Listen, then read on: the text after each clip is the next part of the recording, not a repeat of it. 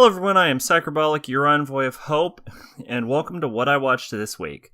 This week I watched Uma Musume Pretty Derby. It was just okay.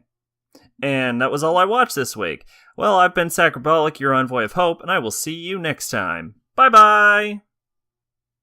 Okay, no, but in all seriousness, Uma Musume Pretty Derby is about a bunch of anthropomorphic horse girls who have inherited their names from our world, even though it takes place in our world, but just a different version of our world with horse girls. And they race each other like horses, and I don't know if they're reenacting historical horse races or not. I'd heard that. I'm not quite clear on that. I didn't really look into it. But I do know that it's based off of, the whole anime is designed to sell this mobile game, and it is not great.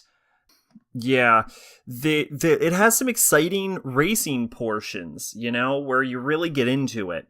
But then there's just a whole lot of nothing, and there's no real feeling of consequence to anything that happens in the entire show.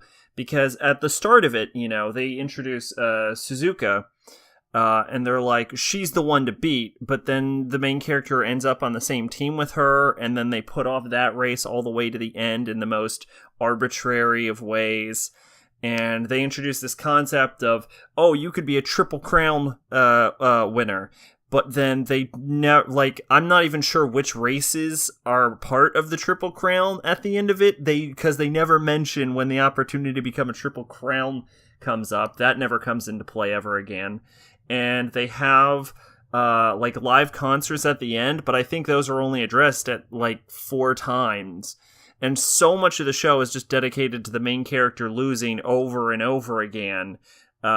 Sometimes there was a major race that was just done off camera, and so much of the show is based around putting off races you actually wanted to see, and so much more of the show is dedicated to not putting any kind of consequences or